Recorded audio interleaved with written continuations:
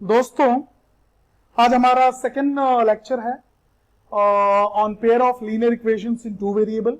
हमने 8th class की चीजें देख ली कि हमारे लाइफ में सबसे पहले लीनियर इक्वेशन 8th क्लास में इंट्रोड्यूस हुआ था एंड ब्रांडिंग के तहत नहीं पढ़ाया गया था, बस हमको पढ़ा दिया गया था। हमने सीख भी लिया, हमको वो चीज आ भी गई, मार्क्स भी ले लिया, आगे भी बढ़ गए। 9th में फिर आया आप लोगों के पास linear equations in two variable, और उसके बाद दोस्तों फिर कहानी बढ़ी। अब 10th में आप लोग आ गए हैं और 3rd चैप्टर के अंदर pair of linear equations in two variables अब आप देख रहे हैं। अभी तक ये सारी चीजें हम जान चुके हैं, बेसिक फंडे भी जान चुके हैं कि before solving the actual equations to get the value of x and y, आप लोग बिना सॉल्व किए उस इक्वेशन की जो लाइन को जो वो रिप्रेजेंट करते हैं उनके बिहेवियर को भी आपने स्टडी कर लिया। मेरे पहले लेक्चर में ये सारी चीजें थी। अब हम सेकेंड लेक्चर में दोस्तों हमने पहले लेक्चर में भी ये भी दिखा दिया था कि किस प्रकार से कौन से मेथड होते हैं जिससे हम सॉल्यूशंस को निकाल सकते हैं। सॉल्यूशन का क्या मीनिंग होता है, फिजिकल मीनिंग क्या होता है, ये भी हमने फर्स्ट लेक्चर में देखा हुआ है। तो काफी कुछ चीजें हमने कवर की है अपने फर्स्ट लेक्चर में। इस लेक्चर में जो हमारा मेजर फोकस रहेगा वो कुछ वर्ड प्रॉब्लम्स के ऊपर रहेगा, और साथ ही साथ जो मेथड्स बताए थे ना, एलिमिनेशन, सब्स्टिट्यूशन, आपके ग्राफिकल मेथड, आपके matrices and cross multiplication, basically 5 methods को हमने डिस्कस किया था, जिसमें से सिर्फ और सिर्फ 3 ही आप लोगों ने पढ़ना है, क्योंकि वही तीनों आपके कोर्स में हैं। और कोर्स को जानने के लिए कि इस साल का कोर्स कैसा है, इसके ऊपर भी मेरा एक लेक्चर, एक शॉर्ट ऑफ वीडियो बना हुआ है मेरे चैनल के ऊपर, उसने वो भी आप लोग देख सकते हैं, जिसके अंदर प्रॉपरली हमने कंपेयर किया हुआ है कि लास्ट ईयर के सिलेबस में क्या था और अब कोरोना वायरस पेंडेमिक की वजह से जो नया सिलेबस रिवाइज करके जो दिया गया है उसके अंदर क्या। तो हमने उन दोनों सिलेबसों को कंपेयर करके बकायदा वीडियो बनाया हुआ है, उसको आप लोग जरूर देखें, ठीक है। तो इससे आप लोगों को मालूम चल जाएगा कि बेसिकली हमको ग्राफिकल मेथड सीखना है, हमको सब्स्टिट्यूशन मेथड सीखना है और हमको एलिमिनेशन मेथड सीखना है। ये बेसिकली हमें 3 चीजें सीखनी है, जिसमें से क्रॉस मल्टीप्लिकेशन को एलिमिनेट कर दिया गया है, हटा दिया गया है। हालांकि as far as the matrix and so called the matrices are concern, वो बेसिकली 11th एंड 12th में हम लोग चीजों को देखते हैं, विस्तार से उसके अंदर सॉल्व करते हैं। तो अभी मैं शुरू करने वाला हूं दोस्तों। पहले मैं इन मेथड्स के बारे में बता दूं, फिर हम लोग वर्ड प्रॉब्लम्स के ऊपर क्वेश्चंस को सॉल्व करेंगे। तो यहां मैंने 2 एग्जांपल्स लिए हैं, 2 इक्वेशंस लिए हैं, pair of linear equations in two variable, जैसे कि आप देख पाते हैं।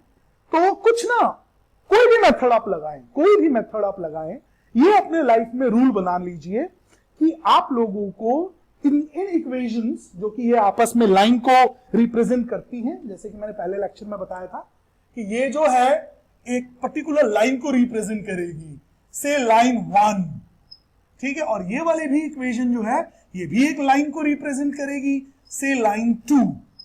इन दोनों लाइनों को अगर हम ग्राफ पे इनको प्लॉट करते हैं तो इन दोनों लाइनों की किस प्रकार की इंटरैक्शन होगी, इसको हम पता कर सकते हैं before actually drawing these 2 lines on the graph on the Cartesian plane.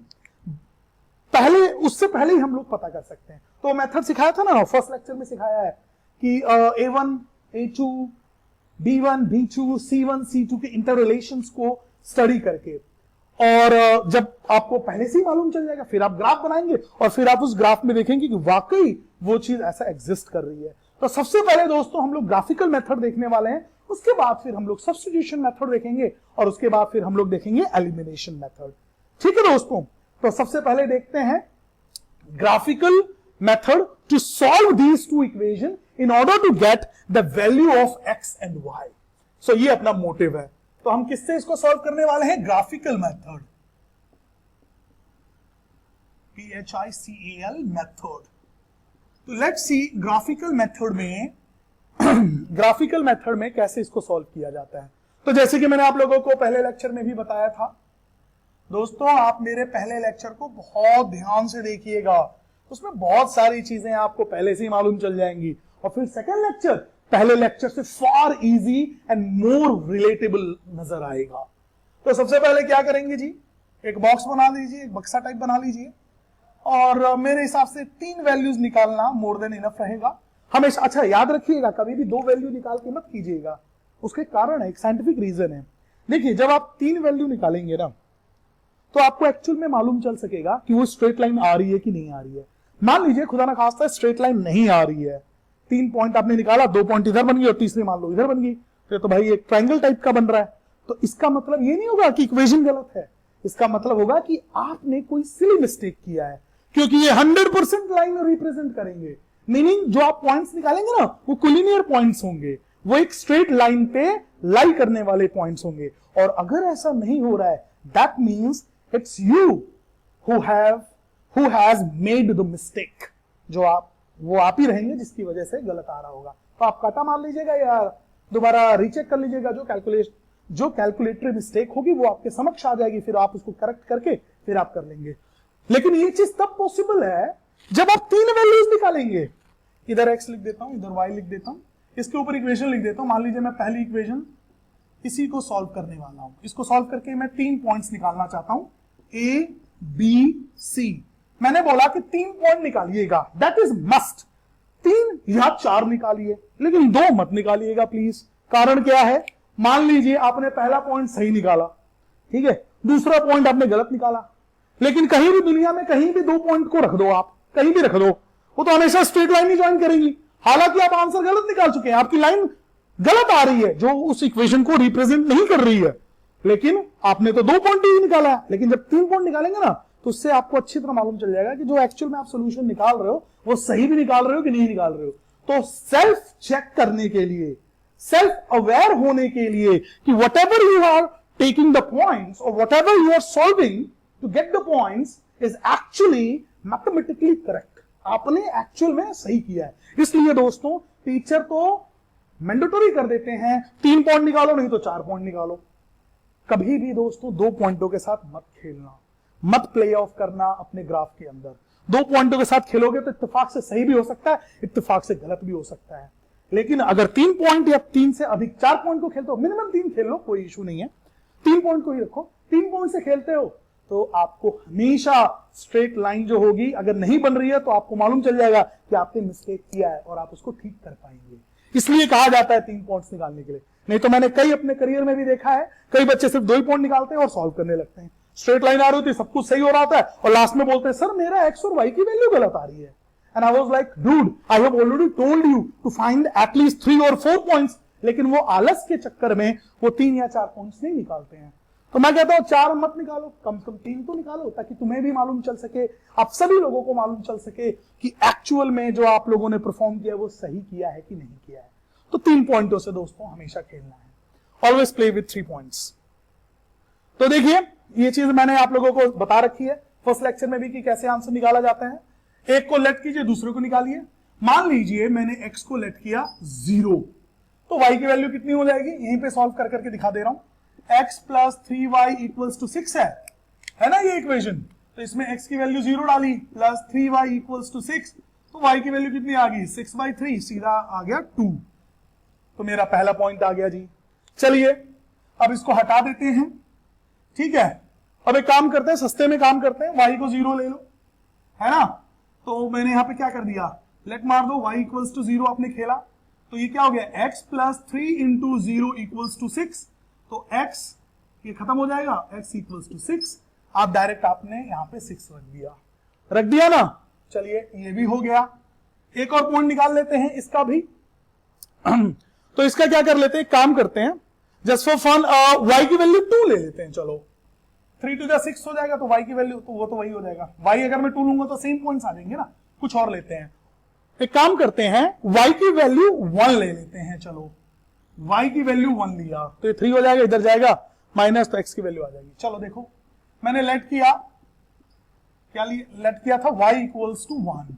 जैसे मैंने y इक्वल्स टू 1 लेट किया तो x plus 3 times 1 equals to 6, तो x plus 3 equals to 6, x will be 6 minus 3, so it will be x equals to 3। तो यहां पे 3 आ गया। ये 3 पॉइंट्स हमारे पास आ गए ना, ये हमारे पास 3 पॉइंट्स। इसको थोड़ा ब्लैक में कर देता हूं, सेम टू सेम नजर आएगा। ठीक है, मेरे पास ए बी सी आ गया। मेरा पहली इक्वेशन की जो 3 पॉइंट्स मैंने निकाले वो आ गए मेरे पास। अब देखिए दोस्तों, इसको मिटा देता हूं। अब देखिए दोस्तों, सेम कार्यक्रम हम लोग सेकेंड लाइन के लिए भी करेंगे। सेकेंड लाइन के लिए भी हम लोग सेम चीज करेंगे। ठीक है दोस्तों, मेरे पास इक्वेशन क्या है वो देखिए, 2x minus 3y equals to 12। ये x है, ये y है। चलिए वैल्यूज निकालते हैं। इसका नाम दे देते हैं, ABC इसको दिया है तो PQR इसको दे देते हैं। चलिए नाम में क्या अर्थ रखा है, शेक्सपियर ने कहा है व्हाट्स नाम में क्या रखा है। Okay, that was said bye Shakespeare. खैर चलिए सॉल्व करते हैं। x की वैल्यू 0 रख लीजिए तो मेरे पास कैसा नजर आएगा, ये यहां पे सॉल्व करते हैं। देखिए दोस्तों, 2x minus 3y equals to 12 equation है। ये इक्वेशन है, x की वैल्यू मैंने यहां पे लेट की है, x इक्वल्स टू 0, तो मेरे पास क्या आ जाएगा, 2 times 0 minus 3y equals to 12। ये खत्म हो गया, minus 3y equals to 12, y equals to 12 by minus 3 cut के 4 आ गया, y इक्वल्स टू -4। यहां पे लिख देता हूं y इक्वल्स टू -4। ठीक है दोस्तों, आई होप आप लोगों को समझ में आ गया हो। आगे बढ़ते हैं। ऐसे ही सेकेंड पॉइंट निकाल लेते हैं, क्यू पॉइंट निकाल लेते हैं। मान लीजिए y की वैल्यू 0 ले लिया, y की वैल्यू 0 लेंगे तो ऐसे ना पहले से भी आपने चेक कर लिया करें कि परफेक्ट वैल्यूज आ रही हैं, सॉलिड वैल्यूज आ रही है, क्योंकि ना उसको प्लॉट करना बहुत आसान होता है। मैंने अपने पहले लेक्चर में भी इसके बारे में थोड़ा सा बात किया था। चलिए देखते हैं। इक्वेशन थी 2x minus 3y equals to 12। ठीक है, तो इसमें क्या लिया है, y इक्वल्स टू 0 लिया है, तो 2x यहां पे लिख देता हूं, लेट y इक्वल्स टू 0। ठीक है दोस्तों, तो 2x minus 3 times 0 equals to 12, 2x ये 0 हो जाएगा इक्वल्स टू 12। तो x की वैल्यू कितनी आ गई दोस्तों, 12/2 6 आ गई। यहां पर मैं लिख देता हूं 6। ठीक है दोस्तों, सिंपल है ना पॉइंट्स निकालना। ये चीज आपने 9th में भी सीखी है। प्रॉपर वे में मैं आप लोगों को करके दिखा रहा हूं चीजों को, ताकि अच्छी तरह आप लोगों को समझ में आ जाए। वैसे ही थर्ड पॉइंट भी निकाल लीजिए। थोड़ा सा चालाकी करते हैं, देखते हैं ताकि परफेक्ट बने। अगर मैं इसको मान लीजिए 2 लेता हूं तो ये 6 हो जाएगा, 6 और 2 से हाँ सही हो जाएगा, मतलब एक सॉलिड वैल्यू आएगी। ये ऐसे ऐसे आप देख सकते हैं, कोई बहुत बड़ी मैथ्स नहीं है ये। तो अगर मैंने y की वैल्यू जस्ट फॉर फन 2 अगर मैं लेता हूं तो देखिए क्या इक्वेशन नजर आएगी, 2x minus 3y equals to 12। तो इसमें मैंने लेट किया है y इक्वल्स टू 2, तो मेरे पास कैसे नजर आएगा, 2x minus 3 times 2 equals to 12, 2x 6 हो गया, minus 6 equals to 12, 2x equals to 12, 12 plus 6 ये आ गया दोस्तों 18 हो गया ना 18, और ये 2x हो गया, तो x की वैल्यू कितनी होगी, 18/2 कट के 9 आ गया, तो ये चीज 9 आ जाएगी। वो सिर्फ कैलकुलेशन था कि सॉलिड वैल्यू आ जाए। ठीक है, अच्छा इन सबको ना एक और मैं आप लोगों को टिप देना चाहूंगा दोस्तों, ध्यान दीजिएगा। एक और मैं आप लोगों को टिप देना चाहूंगा, वो ये है कि जब आप ये लिख लेना तीनों वैल्यूज, क्योंकि इमेजिन कीजिए आप पूरा ग्राफ बना लिया, सब कुछ कर लिया, और लास्ट में आपको मालूम चला कि अरे मैंने तो सब गलत निकाला, या कोई पॉइंट मेरे से गलत निकल गया। तो उसको ना पहले चेक कर लिया करें, दोनों को डालें और मन में कीजिए, करके दिखाने की जरूरत नहीं है। It will take hardly 15 to 20 seconds, सिर्फ चेक ही तो करना है। देखो x को 0 डाला, खत्म हो गया, 3 2 6 हो गया, 6 6 इक्वल है, ये पॉइंट सही आ रहा है। इसको चेक कर लेते हैं, x की वैल्यू 6 डाला, ये y 0, ये खत्म हो गया, 6 6, ये भी करेक्ट है। इसको चेक कर लेते हैं, x की वैल्यू 3 डाला, y की वैल्यू 1 डाला, तो ये 3 हो गया, 3 + 3 6 हो गया, 6 6 के बराबर आ रहा है। मतलब ये तीनों पॉइंट्स मैंने सही निकाले हैं। कितना टाइम लगा, हार्डली 15 सेकेंड्स, है ना, जो कि आपका बहुत सारा टाइम बचा सकता है। अगर आप गलत करेंगे तो और फिर दोबारा रिविजिट करेंगे तो that is going to be more time consuming. तो ऐसे ही आप 15 सेकंड में आप अपने टाइम को और बचा सकते हैं।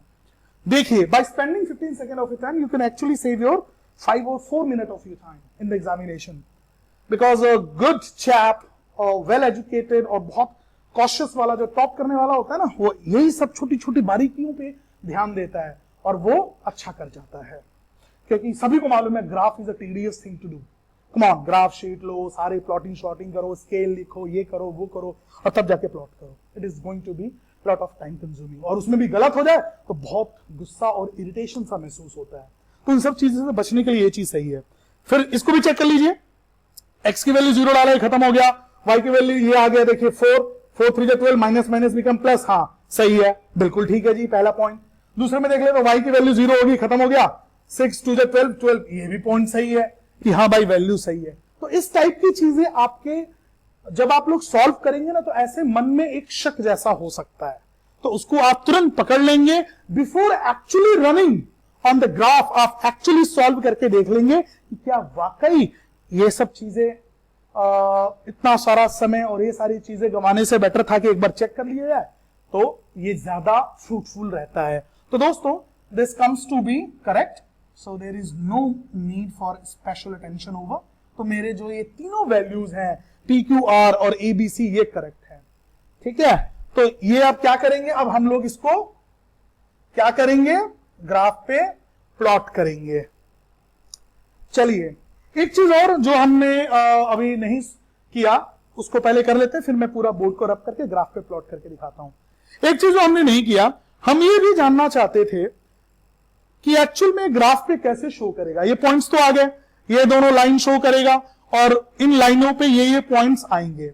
अब ये जानना चाह रहे थे, याद है पहले जो फर्स्ट लेक्चर में जो बताया गया था कि before actually drawing the graph हम लोग ये जान पाए कि ये ग्राफ पे कैसे ये जो लाइंस हैं ये किस टाइप का बिहेवियर शो करेंगी, आपस में इंटरसेक्ट करेंगी या आपस में पैरेलल होंगी या आपस में कोइंसाइड करेगी। तो ये हमें पहले पता करना है।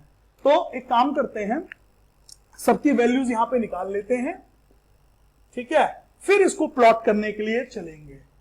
A1 B1 C1, ठीक है, इन सब की वैल्यूज जरा निकाल लेते हैं। तो आफ्टर कंपैरिजन ये आप लोगों को सिखाई दिया था कैसे कंपेयर करना था, तो इसको आप ऐसे लिख लीजिए, 2x प्लस माइनस 3y वो उस तरफ चला जाएगा, प्लस माइनस 12 इक्वल्स टू 0। ये अपने पास इक्वेशन है।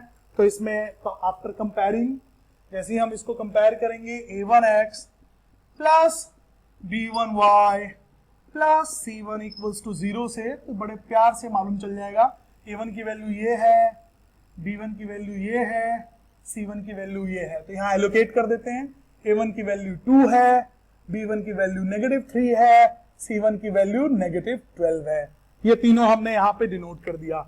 सिमिलरली इसी चीज को यहां पे जब हम अप्लाई कर देंगे, अब मैं डायरेक्ट लिख देता हूं, होप आप लोग कैच कर लें बात को। ये आप ले लीजिए, इसको मैंने सेकंड इक्वेशन ले लिया फॉर इंस्टेंस, ठीक है, इससे कोई फर्क नहीं पड़ता कौन सा पहला है कौन सा दूसरा है, आप कुछ भी ले सकते हैं। A2 B2 C2, चलिए इसको डायरेक्ट वैल्यू लिखते हैं, इसके आगे कुछ नहीं है, तो ये 1 हो गया, ठीक है, ये 1 हो गया। B2 की वैल्यू 3 आ जाएगी, ठीक है, और C2 की वैल्यू -6 आ जाएगी, ठीक है दोस्तों। तो A1 बाई A2 जरा निकाल के देखते हैं क्या आ रहा है, ठीक है। फिर जरा B1 बाई B2 को निकाल के देखते हैं क्या आ रहा है, और अगर जरूरत पड़ेगी तब हम देखेंगे C1 बाई C2 की वैल्यू क्या आएगी। तो A1 बाई A2 की वैल्यू देख लेते हैं। A1 कितना है दोस्तों, 2 अपॉन में A2 क्या है दोस्तों, 1, तो 2 बाई 1 आ रही है। B1 बाई B2 देखते हैं, B1 की वैल्यू क्या है, -3 अपॉन में B2 की वैल्यू क्या है, 3, तो ये कट के क्या आया, -1 बाई 1। तो ऑब्वियसली ये हम देख पा रहे हैं कि ये दोनों सेम नहीं है, इक्वल नहीं है, तो ये लोग कैसे एक्ट करेंगे, ये होंगे इंटरसेक्टिंग होंगे दोस्तों ग्राफ के ऊपर। दूसरे शब्दों में ये कंसिस्टेंट भी कहलाते हैं, बताया था ना, कंसिस्टेंट भी कहलाएंगे, और तीसरे शब्दों में दोस्तों यूनिक सोल्यूशन बोलेंगे, इसका यूनिक सोल्यूशन भी होगा। 3 चीजें निकल के आती थी ना, कंसिस्टेंसी, ठीक है, ग्राफ पे कैसे होगा, इंटरसेक्ट होगा और यूनिक सोल्यूशन निकालेगा। तो इतनी सारी हमारे पास इंफॉर्मेशन आ चुकी है। अब हम इसकी ग्राफ बनाएंगे और देखेंगे कि क्या वाकई ये दोनों जो लाइनें हैं आपस में इंटरसेक्ट कर भी रही हैं कि नहीं रही हैं। ऑब्वियसली करेंगी, क्योंकि ये मैकेनिज्म्स बताते हैं, और इन मैकेनिज्म्स की वैलिडिटी भी चेक हो जाएगी, है कि नहीं दोस्तों।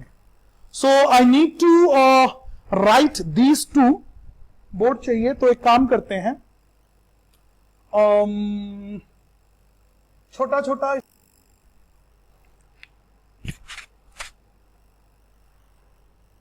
तो दोस्तों मैंने ये बोर्ड तैयार कर दिया आप लोगों के लिए।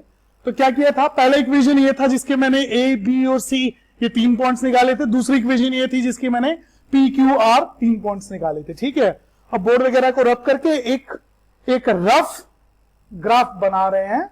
तो देखते हैं, ऑब्वियसली ये एक रफ ग्राफ है, बोर्ड पे अलग चीज होती है, ग्राफ पे अलग चीज थोड़ा सा, लेकिन एक आइडिया मिल जाएगा आप लोगों को कि लाइन स्ट्रेट आ रही है और कहां पे इंटरसेक्ट कर रही है, कर भी रही है कि नहीं कर रही है बाय द वे।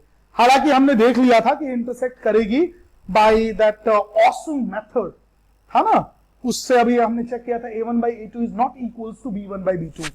तो चलिए ग्राफ प्लॉटिंग करते हैं दोस्तों। एक काम करते हैं, थोड़ा डिफरेंट कलर ले लेते हैं, ग्रीन और दूसरे कलर में जरा रिप्रेजेंट करते हैं। पहला क्या है दोस्तों, ए पॉइंट क्या है 0,2, तो x की वैल्यू 0 है और y की वैल्यू कितनी है दोस्तों 2। तो ये रहा मेरा पहला पॉइंट, ए आ गया। ठीक है, आगे बढ़ते हैं, x की वैल्यू 6, y की वैल्यू 0, x की वैल्यू 6, y की वैल्यू 0, ये रहा मेरा पॉइंट b आ गया। ठीक है, और c क्या है, x की वैल्यू 3, y की वैल्यू 1, x की वैल्यू 3, y की वैल्यू 1, ये मेरा आ गया c पॉइंट, है ना। तो बड़े प्यार से देखने से मालूम चल रहा है कि एक्चुअल में, ग्रीन से ही करते हैं, देखिए दोस्तों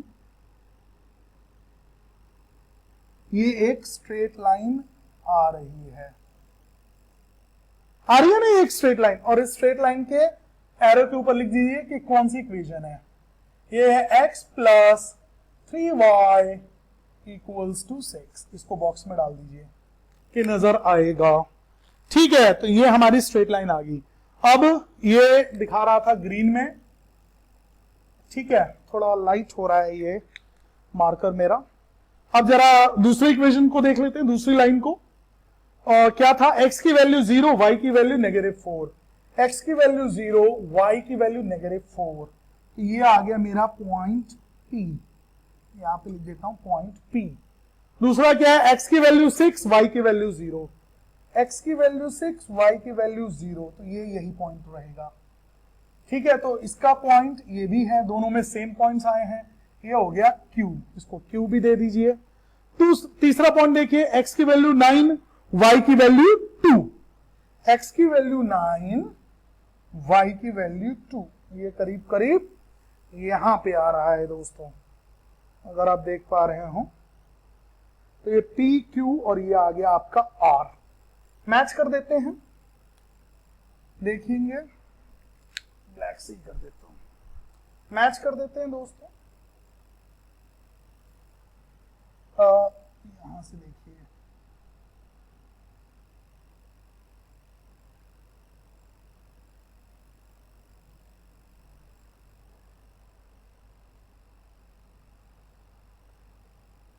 इसीलिए ग्राफ को ग्राफ पे ही बनाना चाहिए, लेकिन आइडिया आप लोगों को मिल गया होगा। ये आ गया था आपका R, ये Q और ये यहां पे इक्वेशन लिख देता हूं, चलो यहां पे लिख देता हूं 2x minus 3y equals to 12, ये रही आपकी इक्वेशन। और ग्राफ में काफी जगह होता है, सब कुछ नीट एंड क्लीन होता है, तो यहां पे आप लोग पॉइंट्स भी लिख दीजिएगा। ए पॉइंट क्या था, x की वैल्यू 0, y की वैल्यू 2, ऐसे करके बाकी पॉइंट्स भी आप लिख दीजिएगा तो बेटर में दिखेगा।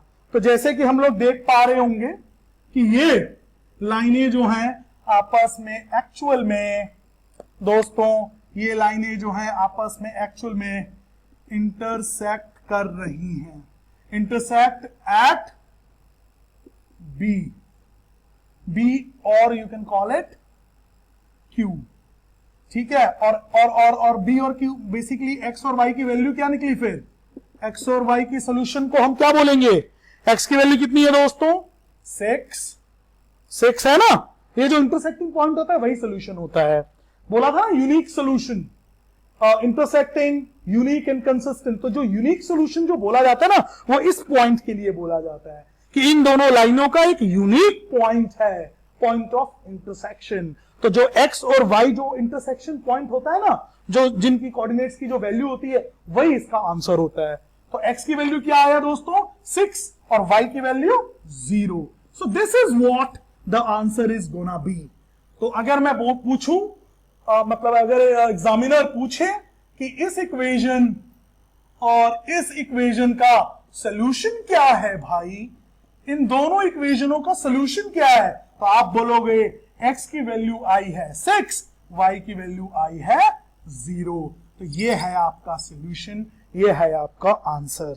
इतना ग्राफ को गंदा मत कीजिएगा, ये सिर्फ आप लोगों को समझाने के लिए है, ठीक है। तो ऐसे करके हमारे पास x और y की वैल्यू आ जाती है। जब हम दो लीनियर इक्वेशंस को सॉल्व करके ग्राफिकल मेथड से हम जानना चाहते हैं कि एक्चुअल में उनकी वैल्यूज क्या हैं। So this is how we get the value and this is how the graphical method helps to get the value. तो ये था आपकी कहानी ग्राफिकल मेथड की दोस्तों। अब देखते हैं सब्स्टिट्यूशन मेथड का, कि सब्स्टिट्यूशन मेथड के अंदर कैसे हम लोग वैल्यूज को निकालते हैं। और मजे की बात, अभी हम सब्स्टिट्यूशन मेथड को अप्लाई करेंगे ना, उसमें भी x की वैल्यू 6 और y की वैल्यू 0 आएगी, क्योंकि मैं उसमें भी सेम इक्वेशन लेकर आप लोगों के लिए सॉल्व करके दिखाऊंगा कि सब्स्टिट्यूशन से भी अगर हम सॉल्व करते हैं, अगर सेम इक्वेशन है तो सेम सॉल्यूशन आएगा ऑब्वियसली। तो just for fun let's do substitution method और देखते हैं कि कैसे होता है वो, ठीक है। तो इसके लिए मुझे बोर्ड को रब करना पड़ेगा, तो लेट मी रब माय बोर्ड।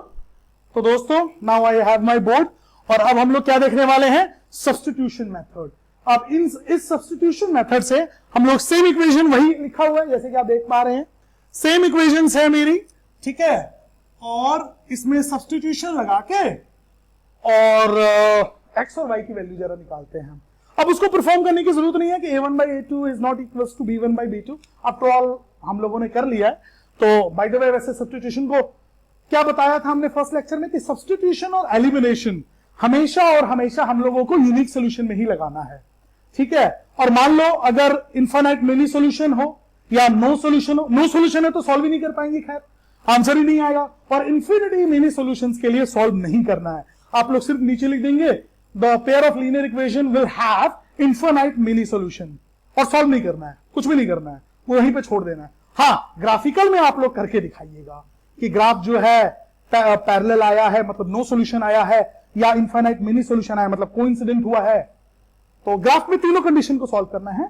सब्स्टिट्यूशन और एलिमिनेशन में दोस्तों हमेशा और हमेशा यूनिक सोल्यूशन के लिए ही सॉल्व करना है। इत्तेफाक से हमारे ये दोनों इक्वेशंस आपस में यूनिक हैं, इसलिए सब्स्टिट्यूशन मेथड हम लोग लगाएंगे। यहां पे लिख देता हूं, because why we are applying this, because it has unique solution, unique solution. तो इसका यूनिक सोल्यूशन है, इसलिए हम लोग इसको सॉल्व करने वाले हैं। तो चलिए देखते हैं सब्स्टिट्यूशन सॉल्व किया कैसे जाता है। फर्स्ट ऑफ ऑल इन दोनों इक्वेशनों को नाम दे देते हैं। चलो, ये इक्वेशन 1 है मान लो, ये इक्वेशन 2 है। इन दोनों में से कोई भी एक इक्वेशन चूज कर लीजिए, आपकी मर्जी, कोई भी चूज कर लीजिए। जस्ट फॉर फन मान लीजिए मैंने पहली इक्वेशन लिया, इसका मतलब ये नहीं है कि आप दूसरी नहीं ले सकते, आप दूसरी भी ले सकते हैं। चलिए दूसरी ही ले लेते हैं, नहीं चलो पहली ही लेते हैं, ठीक है ना। तो इसका मतलब ये हुआ कि हम कोई भी इक्वेशन ले सकते हैं, पहली या दूसरी। जस्ट फॉर फन पहली इक्वेशन ले लिया, तो यहां पे लिखेंगे considering first equation, considering equation 1, ठीक है। पहली इक्वेशन हम लोग कंसीडर कर रहे हैं, तो क्या है हमारी पहली इक्वेशन, x + 3y = 6। अब हमारे पास दो वेरिएबल होते हैं ना, दो वेरिएबल है, x और y में से कोई भी एक चीज चूज कर लीजिए।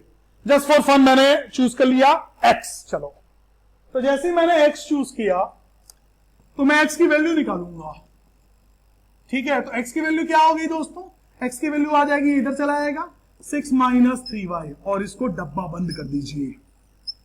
ये आपने x की वैल्यू निकाल लिया, लेकिन x की वैल्यू परफेक्ट नहीं है, वो y की टर्म में निकला है, ठीक है। x की वैल्यू y की टर्म में निकला है। तो जो ये आप वैल्यू निकालते हैं ना, इसी को फर्स्ट इक्वेशन से आपने निकाली थी, इसको उठा के हम सेकेंड इक्वेशन में डाल देते हैं। इसी को कहते हैं सब्स्टिट्यूट करना। हमने x की वैल्यू उठा के सब्स्टिट्यूट कर दिया, उठा के इसके अंदर डाल दिया, और फिर हम इसको सॉल्व करेंगे।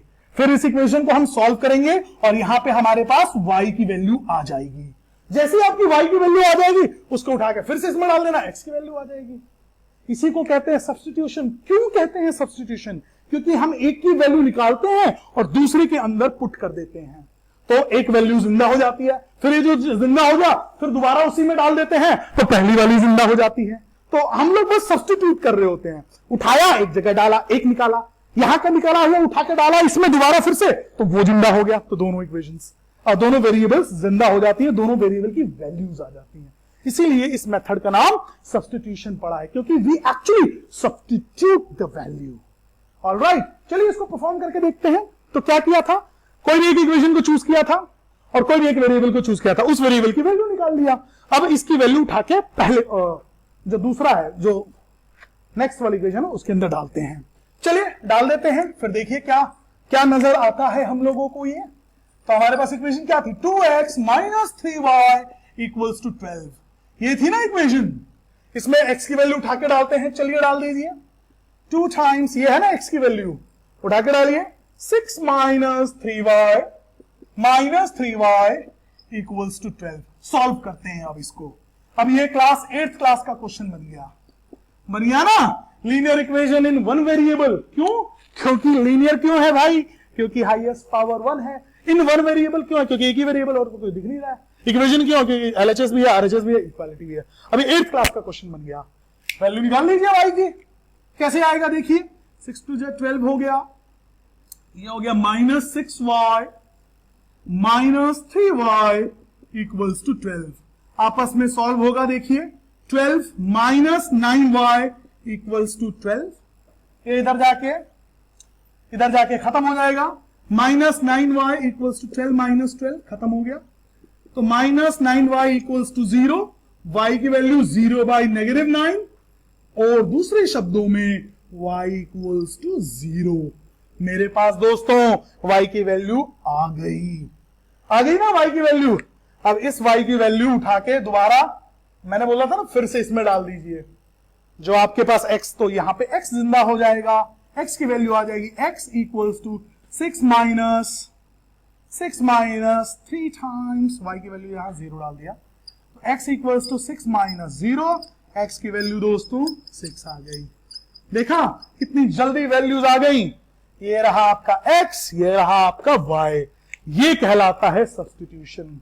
क्यों? क्योंकि एक की वैल्यू उठाई, डाली, उससे एक सॉल्व हुआ, जो सॉल्व हुआ उसको वापस इसी में डाल दिया, तो पहली आ गई, तो दोनों वैल्यूज हमारी जिंदा हो जाती हैं, एग्जिस्टेंस में आ जाती हैं। इसी मेथड को कहते हैं दोस्तों सब्स्टिट्यूशन। और आप जैसे कि देख पा रहे हैं x equal to 6, y equal to 0, जो कि हमारे ग्राफिकल मेथड से मैच कर रहा है, x एंड y की वैल्यू आ रही है। So this is how we perform substitution method in order to get the solution of x and y out of the two linear equations, pair of linear equations in two variables। तो देख लिया आप लोगों ने कैसे आया। अब एक काम करते हैं, सेम इक्वेशन को लेते हैं दोस्तों, सेम इक्वेशंस को लेते हैं और एलिमिनेशन मेथड परफॉर्म करते हैं और उसमें भी x एंड y की वैल्यू फाइंड आउट करते हैं कि क्या वाकई यही आ रहा है। अगर आ रहा है इसका मतलब तीनों मेथड एक्चुअली एग्जिस्ट करता है और एक्चुअल में हमको आंसर्स निकाल कर देता है। So for that I need my board, so let me रब माई बोर्ड। तो जैसे कि I have my board now, तो अब एलिमिनेशन को परफॉर्म करके देखते हैं कि क्या वाकई हमारी x और y की वैल्यू वही आती जो लास्ट टाइम आई थी। So let's check it out. तो एलिमिनेशन के लिए दोस्तों बहुत ही सिंपल मेथड है, बहुत ही सिंपल मेथड है। पहले तो आप इन दोनों इक्वेशंस को लिख लीजिए, x plus 3y equals to 6, और दूसरी इक्वेशन को लिख लीजिए, एक सेकेंड, दूसरी इक्वेशन को भी लिख लीजिए, 2x minus 3y equals to 12। अब एक नोट देने वाली बात क्या है, याद रखिएगा इस मेथड को अप्लाई करने के लिए, हालांकि उसके बगैर भी आप अप्लाई कर सकते हैं, लेकिन ये अगर आप फॉलो करते हैं तो थोड़ा चीजें हैबिचुअल हो जाएंगी, इजीली आ जाता है, ज्यादा दिमाग कंफ्यूज नहीं होता। ठीक है, हालांकि इंपॉर्टेंट नहीं है, बट स्टिल आपके लिए बेटर अंडरस्टैंडिंग के लिए this is good, it's a good habit to do this.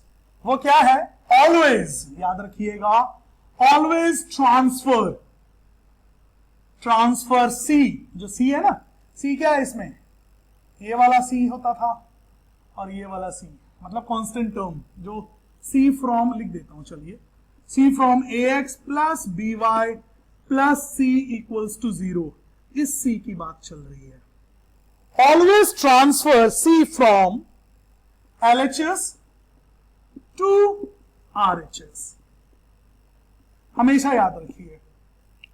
क्या याद रखिए कि ये जो वैल्यू होती है ना, मान लीजिए for instance, just for fun, अगर मान लीजिए ये कुछ इस प्रकार से होता है ना, -x इस प्रकार से होता, तो कहने का मतलब ये था कि ये हमेशा आप कांस्टेंट टर्म जो होती है ना सी की वैल्यू, हमेशा राइट हैंड साइड पे शिफ्ट कर लिया करें। एक अच्छी हैबिट है ये, ठीक है, मैंडेटोरी नहीं है, बस ये एक अच्छी हैबिट है, ठीक है। तो इत्तेफाक से ये दोनों के दोनों आपको पका पकाया मिल गया, ये दोनों के दोनों आपको दोस्तों RHS में मिला हुआ है, तो कोई दिक्कत वाली बात ही नहीं है। अगर मान लीजिए एक चीज नहीं होती तो आप शिफ्ट कर लेते, ठीक है। तो ये पका पकाया हमको इक्वेशन मिल गया। अब क्या है, अपने मन में कोई एक वेरिएबल सोच लीजिए, जैसे उसमें सोचते थे ना वैसे ही, मतलब सब्स्टिट्यूशन मेथड में आप सोचते थे ना, कोई एक वेरिएबल जिसकी वैल्यू आप निकाल लेते थे पहले, वैसे कोई भी एक वेरिएबल सोच लीजिए। मैंने अपने मन से मान लो, मैंने माना y, ठीक है, मैंने बस y लेट किया। तो अब मैं क्या करने वाला हूं, ध्यान दीजिएगा दोस्तों, मैं क्या करने वाला हूं, मैं इस पूरे के पूरे इक्वेशन को मैं B2 से इंटू कर दूंगा, ठीक है, और इस पूरे के पूरे इक्वेशन को B1 से इंटू कर दूंगा। मतलब इसके कोफिशिएंट से इसको करूंगा, ठीक है, और इसके कोफिशिएंट, ये वाला जो कोफिशिएंट है, ये देखो यहां पे कौन सा कोफिशिएंट है, -3 का, इस -3 को इधर और इसको इधर। अगर मान लो आपको x पसंद है तो x में से ले लेना, x इधर कुछ नहीं है तो 1 है, इस 1 को इधर कर देना, इसको इधर, मतलब आप इंटरचेंज करते हुए, मैं करके दिखा रहा हूं तो शायद और अच्छी तरह समझ में आएगा। ये मैंने अपने मन में y का कोफिशिएंट सोचा था, इसलिए मैं y के साथ कर रहा हूं, आप x के साथ भी कर सकते हो, है ना। तो देखो क्या करना है, मैंने क्या बोला, इसके कोफिशिएंट को इससे, उसके कोफिशिएंट को इससे, चलिए करके देखते हैं। तो ये क्या है, -3 है ना, इस -3 को पूरे इक्वेशन के साथ, ये था ना -3, देखिए ना, ये मैंने ऐसे शेड किया हुआ है, तो ये -3 से मैं इस पूरी इक्वेशन को करने वाला हूं, x + 3y = 6 को, ठीक है। और इधर में क्या करने वाला था दोस्तों, इधर इस ब्लैक वाले को, ठीक है ना। तो ये क्या आ गया दोस्तों, 3 times 2x - 3y = 12। तो मेरे पास इक्वेशंस कैसी नजर आएंगी, मैं यहां पे लिख देता हूं छोटा छोटा, मेरे पास इक्वेशन कैसी नजर आएंगी, ध्यान दीजिएगा दोस्तों, -3x है ना, माइनस ये इससे मल्टीप्लाई, ये इससे मल्टीप्लाई और फिर ये इससे मल्टीप्लाई, वैसे ही ये इससे मल्टीप्लाई, ये इससे मल्टीप्लाई और फिर ये इससे मल्टीप्लाई। तो क्या हो गया ये, -3x - 9y = 6 3 18, -18, है ना। ये पूरी इक्वेशन ऐसे नजर आ गई। वैसे ही इसको देख लीजिए, ये क्या हो जाएगा, 6x, इसकी इक्वेशन में लिख देता हूं यहां पे, 6x है ना, ये क्या हो गया, -9y = 12 36, 36। मेरे हिसाब से कोई बहुत बड़ी हमने मैथ्स नहीं किया है, सिंपल सी चीज की है। ये 2 इक्वेशंस आ गई। अब इन 2 इक्वेशंस में दोस्तों कुछ नहीं करना है, आपने माइनस कर देना है, ठीक है। चलिए माइनस करते हैं, देखिए इस सिस्टम को उठाइए, पहले दिख रहा है, इस सिस्टम को उठा के यहां पे लिखिए, क्या आएगा, -3, ये देखो पहले यहां सॉल्व कर लो, -3x है, और देखो माइनस प्लस, देख रहे हो ना, माइनस प्लस माइनस हो गया, -6x, तो ये आपस में सॉल्व होके क्या हो गया, -9x। कुछ नहीं करना जी, यहां पे जो ये सॉल्व होकर आया है, ये आया है -9x, ठीक है, ये हो गया। अब चलिए इसको सॉल्व कर लीजिए, जैसे वो किया था वैसे ही इसको कर लीजिए। इसको अगर मैं सॉल्व करूंगा तो मेरे पास क्या नजर आएगा दोस्तों? यहीं पे करते हैं, इसको मिटा लेते हैं, यहीं पे सॉल्व करते हैं। देखिए माइनस का माइनस लिख दीजिए, -9y लिख दिया ना। अब देखिए माइनस माइनस माइनस माइनस क्या हो जाएगा दोस्तों? प्लस हो जाएगा 9y, ठीक है ना। यहां पे लिखो यार, कंफ्यूज मत होना। 9y ऑब्वियसली ये खत्म हो गया, तो ये क्या आ गया? 0 प्लस में 0 इक्वल्स टू ये सॉल्व हो गया, 0 आ गया। ये नहीं भी लिखोगे तो बेटर है, ना ही लिखो। देखो ये कैंसिल हो गया, ठीक है ना। ये सॉल्व हो के ये आ गया, ये कैंसिल हो गया, ये इक्वल्स टू चल रहा था ना, तो ये इक्वल्स टू मैं यहां लिख देता हूं, इक्वल्स टू, बेटर अंडरस्टैंडिंग के लिए। चलो इसको सॉल्व करते हैं, यहीं पे सॉल्व करते हैं इसको भी। देखिए क्या है, इसको मैं ब्लू से कर देता हूं, ये देखिए ब्लू से, ठीक है। ये क्या हो जाएगा दोस्तों? देखिएगा जरा, -18 है ना, ये देखिए प्लस है, +36 माइनस क्या हो जाएगा? -36 है कि नहीं? तो इसका आंसर क्या आ जाएगा? यहां पे लिख देते हैं, I need to sit here. तो क्या आ गया? ये यहां पे लिख देता हूं, -54 आया ना, -54 आ गया दोस्तों। अब ये देखिए माइनस से माइनस कट, इसको हटा देता हूं, माइनस से माइनस कट गया, तो x की वैल्यू क्या आ गया? 54/9 है ना, और ये कट के 6 आ गया, तो x की वैल्यू क्या आ गई दोस्तों? 6 आ गई। पहले भी हमारी 6 आ रही थी, अभी भी हमारी 6 आ गई, x की वैल्यू आ गई। अच्छा, तो x की वैल्यू आ गई हमारी 6, बहुत बढ़िया। y की वैल्यू कैसे निकालेंगे? एक काम कीजिए, ये x की वैल्यू 6 आई है ना, इसको उठा के किसी भी इक्वेशन में डाल दीजिए, आपकी मर्जी, किसी भी इक्वेशन में डाल दीजिए, आपकी y की वैल्यू जिंदा हो जाएगी। तो किसी में भी डाल दीजिए, मेरे हिसाब से ये थोड़ा आसान सा दिख रहा है, कैलकुलेशन मतलब इसमें कम पड़ेगी। इसको कर देते हैं, चलिए नाउ यहां पे लिख देता हूं, now putting x = 6 in equation 1। जैसे ही मैं इक्वेशन 1 में पुट करूंगा तो मेरे पास क्या आएगा? देखिए इक्वेशन 1 क्या थी? x + 3y = 6। उठा के डालिए इसको, तो क्या हो गया? ये 6 + 3y = 6 है ना, तो ये इधर जाएगा तो माइनस हो जाएगा। 3y = 6 - 6, 3y = 0, so y = 0/3, that is y = 0। तो दोस्तों हमारे पास y की भी वैल्यू आ गई, x भी आ गया, y भी आ गया। अच्छा एक चीज ना यहां पे देखने वाली और नोट, यहां पे ना एक चीज देखने वाली है और नोट डाउन करने वाली है कि इसका नाम एलिमिनेशन क्यों पड़ा। दोस्तों एलिमिनेशन का मतलब होता है टू किक आउट और टू किल ऑफ, है ना। तो यहां पे हम ऐसी कौन सी चीजें जिसको किक आउट या किल ऑफ कर रहे हैं?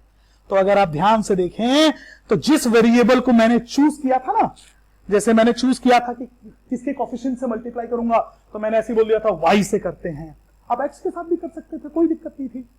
तो y जो मैंने चूज किया था ना, वो वैल्यू किक ऑफ हो गई। ये देखो ये कट गया था, इसीलिए दोस्तों यहां से एक वैल्यू कट जाती है और दूसरी की वैल्यू आ जाती है, इसीलिए इस मेथड का नाम पड़ा एलिमिनेशन मेथड।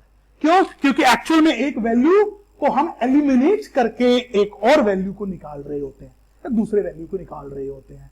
एलिमिनेशन क्यों पड़ा? फिर से सुनिएगा, क्योंकि एक्चुअल में हम एक वैल्यू को एलिमिनेट कर रहे होते हैं, किक ऑफ कर रहे होते हैं, ताकि दूसरी वैल्यू हम निकाल सकें। That is why it is known as elimination method. And I hope आप लोगों को यह समझ में आ गया होगा।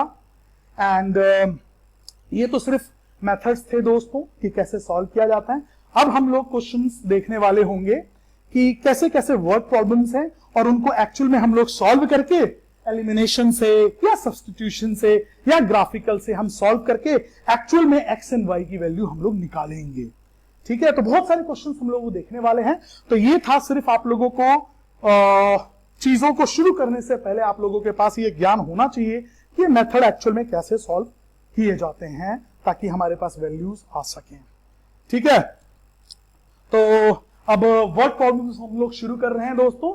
तो let's start with the word problem, but before that I need my board, so let me रब माय बोर्ड। वेलकम बैक दोस्तों। तो अब हम वर्ड प्रॉब्लम्स देखने वाले हैं। ठीक है, तो वर्ड प्रॉब्लम में सबसे पहले हम लोग देखेंगे as problems.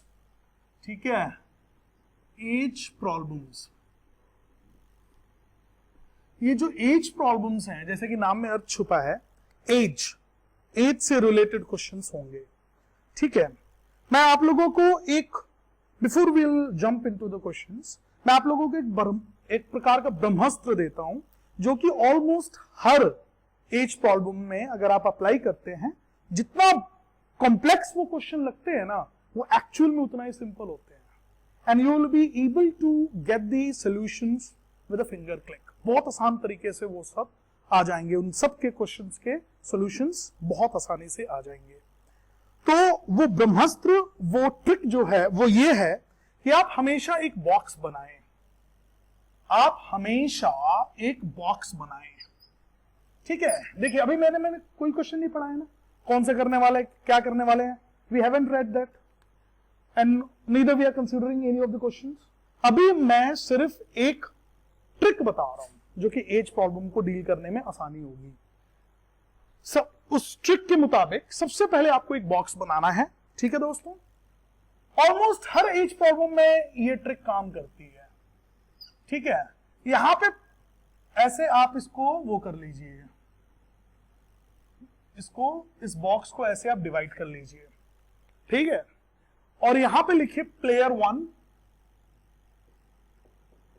Player 1, player 2। Basically player 1, player 2 किसको दर्शाएगा? फर्स्ट इंडिविजुअल को, सेकेंड इंडिविजुअल को, जिससे हम लोग कंपेयर करने वाले होंगे। ठीक है, यूजुअली दो इंडिविजुअल्स की एज के बारे में ही क्वेश्चन होता है, यूजुअली, कोई जरूर नहीं है कि हमेशा, बट यूजुअली क्लास 10th के मुताबिक। यहां पर डाल दीजिए आप प्रेजेंट, प्रेजेंट एज को डाल दीजिए। यहां पर डाल दीजिए आप फ्यूचर, और यहां पर डाल दीजिए आप पास्ट। देखिए दोस्तों, अभी तक मैंने कोई क्वेश्चन नहीं लिया है, बस मैंने ये एक बॉक्स बनाया है। ये बॉक्स एक प्रकार का ब्रह्मास्त्र है, आपके सारे एज प्रॉब्लम सॉल्व होने लगेंगे। ठीक है, अब एक क्वेश्चन लेते हैं और इस बॉक्स का इस्तेमाल करते हुए समझते हैं कि कैसे एज प्रॉब्लम्स को डील करना है। तो दोस्तों, हम लोग सबसे पहला क्वेश्चन ले रहे हैं आपके एक्सरसाइज 3.1 का फर्स्ट क्वेश्चन। ठीक है, जिसका पेज नंबर है 44, इसी चैप्टर का है, आपके एनसीईआरटी बुक का ही ले रहे हैं। चलिए, let me read the question. Aftab tales his daughter, तो जैसे आफ्ताब बोला, ये प्लेयर 1 हो गया, आफ्ताब आ गया ना, आफ्ताब प्लेयर 1 को रिप्रेजेंट करेगा। टेल्स हिज डॉटर, तो डॉटर को आप प्लेयर 2 ले लीजिए। तो इन दोनों की एज का गेम होने वाला है यहां पे। ठीक है, क्वेश्चन पढ़ता हूं। Aftab tales his daughter, 7 years ago I was 7 times as old as you were then. Also, 3 years from now I shall be 3 times as old as you will be. Isn't this interesting? Represent the situation algebraically and graphically. तो ये पूरा question है, आप लोगों को visible भी होगा। तो सॉल्व करते हैं। तो इस बॉक्स का इस्तेमाल करने वाले हैं। हमने ये चीज तो पता कर लिया कि इस पूरे क्वेश्चन के अंदर 2 प्लेयर्स हैं, आफ्ताब और उसकी डॉटर। देखिए, पहला क्वेश्चन है ना एज वाला, इसलिए मैं बहुत आराम से और प्रॉपरली आपको बता रहा हूं। बाद में ना आप लोग डायरेक्ट करने लगेंगे, है ना, तो इसलिए don't feel like it's going very slow. Intentionally मैं स्लो बता रहा हूं ताकि अच्छी तरह समझ में आ जाए, और एक बार समझ में आ गया ना, फिर आप सारे क्वेश्चंस करने लगेंगे। तो 2 प्लेयर हमने पहचान लिया, आफ्ताब है और उसकी डॉटर है, और पास्ट और फ्यूचर का गेम चल रहा है। ये तो मालूम चल गया ना, पास्ट में कुछ कहता है, फ्यूचर में कुछ कहता है। तो हमको, और साथ ही साथ हमको उनके प्रेजेंट एज भी निकालने हैं। तो एक काम करते हैं, ये बॉक्स दिख रहे हैं, इसका इस्तेमाल करने वाले हैं। प्रेजेंट एज को दोनों में से किसी एक को आप एक्स और वाई ले लीजिए। तो मान लीजिए मैंने एक्स ले लिया, आफताब जो है उसको मैंने उसका प्रेजेंट एज मैंने एक्स ले लिया, ठीक है दोस्तों। वैसे ही डॉटर के प्रेजेंट एज को मैंने वाई ले लिया, ठीक है। अब देखिएगा पहला अकॉर्डिंग टू क्वेश्चन, ठीक है। फ्यूचर के बारे में पहली लाइन कह रहा था ना, Aftab tales his daughter 7 years ago, sorry आपको पास्ट के बारे में पहले बोला गया है। अकॉर्डिंग टू क्वेश्चन पहली बात यहां पे हो रही है, फर्स्ट अकॉर्डिंग टू क्वेश्चन, फिर हम लोग सेकंड अकॉर्डिंग टू क्वेश्चन करेंगे। ये फ्यूचर की बात, पहले उन्होंने पास्ट की बात की है, फिर उन्होंने फ्यूचर की बात की है। वही चीज हम लोग करने वाले हैं, वही चीज हम लोग करने वाले हैं। तो क्या बोला है, 7 years ago, 7 साल पहले। इमेजिन कीजिए एक बंदा है, उसकी एज एक्स है, तो 7 साल पहले कितना एज होगा उसका, सोच के देखो। मान लो मेरी एज 30 है, तो आज से 7 साल पहले मैं कितने का था, 23। क्या किया जी, 30 - 7 किया ना। वैसे ही आफ्ताब का अगर एक्स एज है, प्रेजेंट एज अगर एक्स है, तो पास्ट में अकॉर्डिंग टू क्वेश्चन, पास्ट में 7 years ago उसकी एज कितनी होगी, x - 7। और वैसे ही बेटी की अगर y एज है, तो 7 साल पहले कितनी होगी, y - 7। अब देखिएगा यहां से इस बात को समझिएगा, अकॉर्डिंग टू क्वेश्चन क्या बोला था, फिर से लाइन पढ़ रहा हूं। Aftab tales his daughter, Aftab ने कहा डॉटर से, 7 years ago I was, मतलब आफ्ताब जो है 7 साल पहले जिसकी एज आफ्ताब की इतनी थी, वो आफ्ताब 7 साल पहले जिसकी एज इतनी थी, I was 7 times as old as you were then, मैं तुमसे 7 टाइम्स बड़ा था, मैं तुमसे 7 टाइम्स बड़ा था जो तुम्हारा एज उस वक्त था। समझ में आया दोस्तों, देखा कितना आसान लगा ना। आफ्ताब ने कहा 7 साल पहले जो मेरी एज थी, मेरी बेटी तुझसे मैं 7 गुना ज्यादा था उस एज से जो एज तुम्हारी उस वक्त थी। तो समझ में आ गया इन दोनों का रिलेशन, फर्स्ट सिचुएशन में इन्होंने बात किया है। इसको अब हम लोग सॉल्व कर देंगे और हमारा पहला इक्वेशन जो है वो जिंदा हो जाएगा, वो एग्जिस्टेंस में आ जाएगा। चलिए वैसे ही जरा हम लोग पढ़ते हैं ये वाला सिचुएशन, ये वाला सिचुएशन पढ़ते हैं। फ्यूचर की क्या बात कर रहा है, पढ़ते हैं जरा। क्या बोला है, 3 years from now, चलो 3 years from now पता कर लेते हैं, इनका कितना होगा जी, 3 years from now ये एज होगा, बेटी का भी 3 years from now क्या होगा, y + 3। ये नाउ जो है ना, ये है नाउ, ये है प्रेजेंट एज, इस नाउ को याद रखिएगा, नाउ NOW। तो आज जो एज है उससे 3 साल के बाद ये एज होगी, बेटी की भी ये एज होगी ऑब्वियसली। तब अकॉर्डिंग टू क्वेश्चन क्या बोला है, ध्यान से सुनिएगा, मैं फिर से पढ़ रहा हूं। आई शैल बी, आई मतलब फादर, फादर की जो एज है वो I shall be 3 times as old as you will be, जो फ्यूचर में जो तुम्हारी एज होगी वो 3 times बेटी से। तो इनका क्या एज था, x + 3, फ्यूचर में x + 3 के हुए, और फ्यूचर में बिटिया कितनी की होगी, y + 3। तो अकॉर्डिंग टू क्वेश्चन 3 times ही बोला था ना, I shall be 3 times as old as you will be, I shall be 3 times as old as you will be, जो तुम फ्यूचर में 3 साल के बाद जितनी तुम्हारी एज होगी और मेरी जितनी एज होगी, दोनों में जो रिलेशनशिप है वो 3 times का है। तो देखा ये जो टेबल है ना, ये बड़ा काम की चीज है। पास्ट का बना लो, फ्यूचर का बना लो, क्वेश्चन को 2 बार रीड करो, धड़ाक से आपके पास इक्वेशन आ जाती है।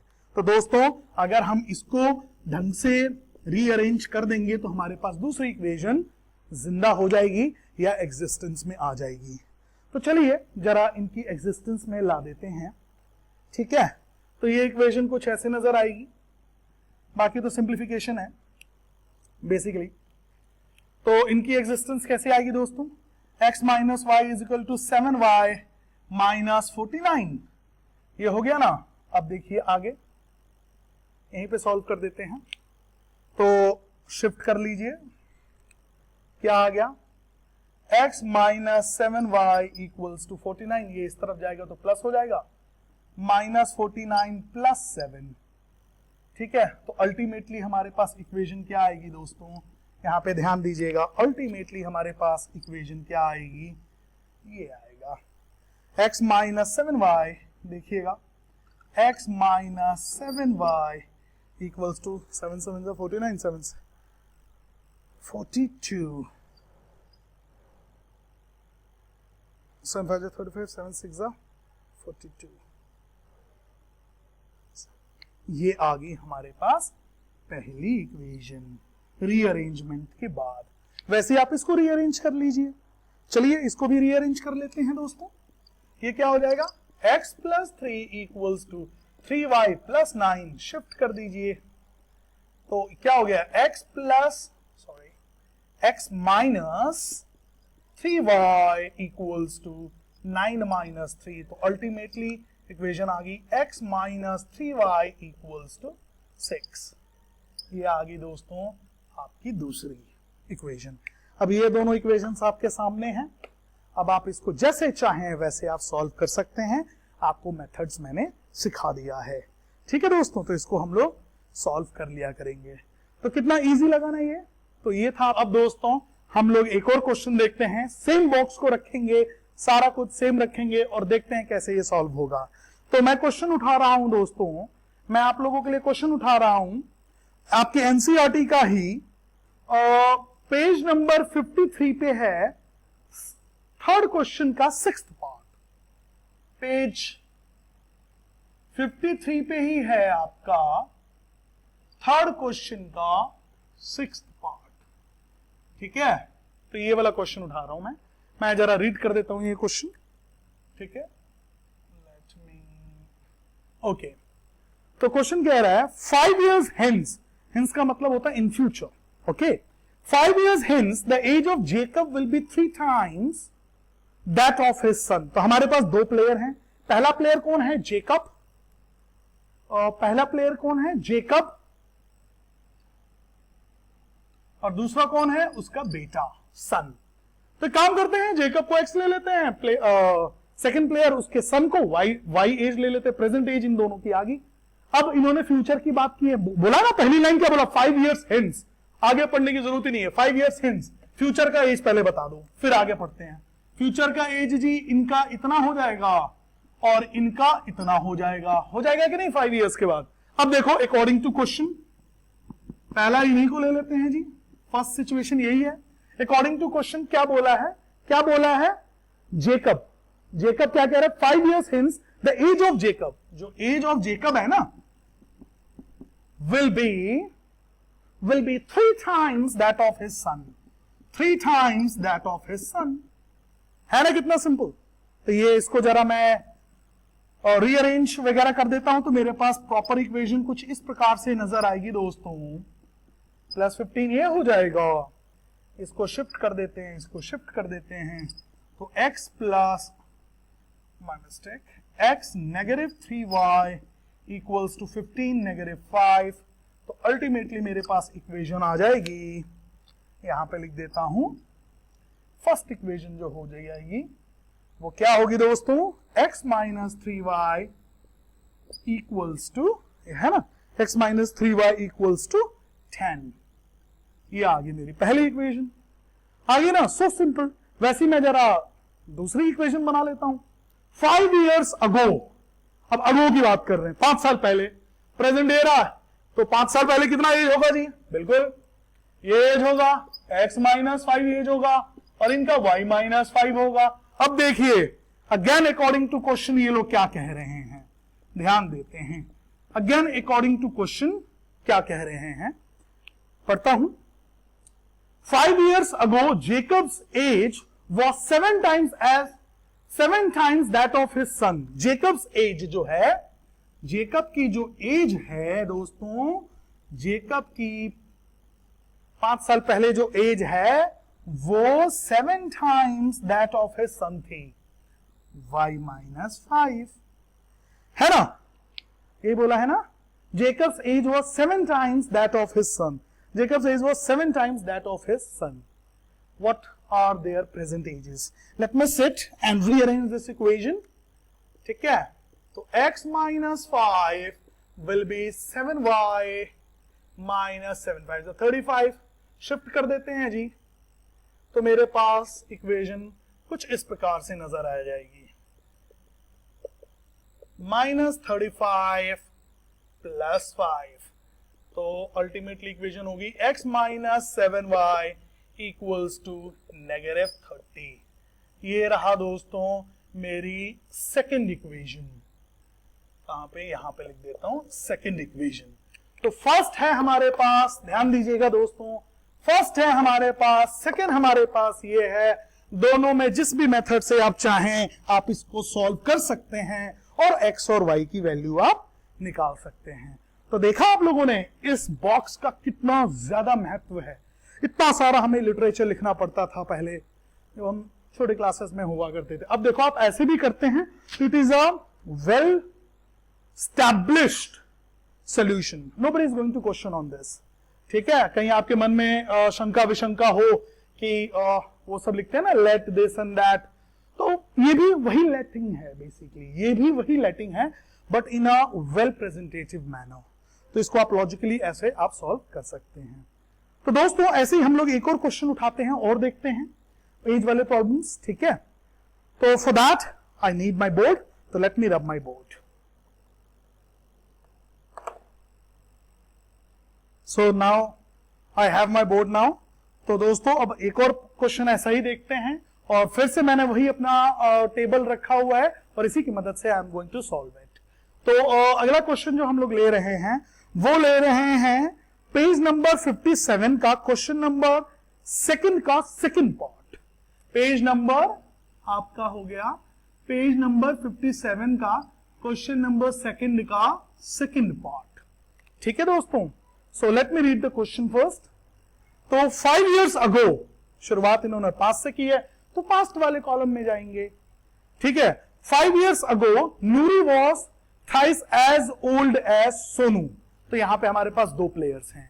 कौन कौन प्लेयर हैं जी? नूरी है ना, और दूसरा है सोनू। अब देखिए पास्ट दोनों का, एक को प्रेजेंट में x ले लीजिए, दूसरे को y ले लीजिए, प्रेजेंट एजेस। पास्ट में सीधा पहुंच गए हैं। कहां की बात कर रहे हैं? 5 years ago की बात कर रहे हैं। सीधा लिख दो 5 years ago, इसकी एज इतनी होगी, इसकी एज इतनी होगी। अब अकॉर्डिंग टू क्वेश्चन पढ़ लेते हैं और देखो कितना आसान होगा। देखो 5 years ago, अच्छी बात है, नूरी बोल रही है तो नूरी का एज उठाओ 5 years ago वाला। नूरी क्या बोल रही है? नूरी कह रही है सोनू से कि जो मेरी एज जो है, Noori was thrice as old as Sonu. Noori was thrice as old as Sonu. ये रही मेरी पहली इक्वेशन, कहानी खत्म। है ना कितना सिंपल। अब इसको हम लोग रीअरेंज कर लेते हैं जी। x minus 5 equals to 3y minus 15। ठीक है, शिफ्ट कर लीजिए। क्या हो गया ये? x minus 3y। ठीक है दोस्तों, x माइनस 3y, ब्रैकेट्स की जरूरत नहीं है, सेट कर रहे हैं ना हम लोग, इक्वल्स टू माइनस 15 प्लस 5। तो अल्टीमेटली मेरे पास इक्वेशन आ जाएगी, यहां पे कर देता हूं, अल्टीमेटली मेरे पास इक्वेशन आ जाएगी x minus 3y equals to negative 10। ये रहा मेरा पहला इक्वेशन। आई होप आप लोगों को समझ में आ गया होगा और इस टेबल की इंपॉर्टेंस आप लोगों को समझ में आ रही होगी। आगे बढ़ते हैं। 10 years later, फ्यूचर की बात कर दिया, फ्यूचर पे आ जाइए। 10 years later बोला है ना, पहले यही बना लो जी, x प्लस 10 y प्लस 10। अब देखो again according to question I need to sit over here and then I am gonna make the equation. देखिए एक बार, again according to equation, again according to equation. देखिए दोस्तों क्या बोला है क्वेश्चन में। क्वेश्चन में बोला है 10 years later Nuri will be twice as old as Sonu। Noori will be, तो नूरी का एज ये है ना 10 years के बाद, will be twice as old as Sonu. ठीक है, सोनू की एज ये है, तो बन गया जी, ये रहा हमारा दूसरा इक्वेशन। इसको थोड़ा रीअरेंज कर लेते हैं। x plus 10 equals to 2y plus 20। Shifting वगैरह के बाद हमारे पास जो इक्वेशन आएगी डायरेक्ट कर देते हैं, कोई बहुत बड़ा मैथ्स नहीं है। इसको इधर भेज दिया, इसको इधर भेज दिया, तो मेरे पास इक्वेशन आ जाएगी x minus 2y equals to 10। ये रही मेरी सेकेंड इक्वेशन। और अब आप इसको लेकर सॉल्व कर दीजिएगा किसी भी मेथड से and we will get the solution of it, isn't it? देख लीजिए, है ना। कुल मिला के कहने का ये मतलब है दोस्तों, कुल मिला के कहने का मतलब ये है मेरे दोस्तों कि ये जो टेबल की जो इंपॉर्टेंस है that is of one of the vital one. इसी की मदद से देखिए एज वाले प्रॉब्लम कितनी आसान तरीके से हो जाते हैं। हो जाते हैं कि नहीं हो जाते हैं? चलिए एक और क्वेश्चन देखते हैं ऐसा ही एज वाला। If we will be having well I guess हम लोग 3 कर चुके हैं, 3 कर चुके हैं, दैट विल बी फाइन।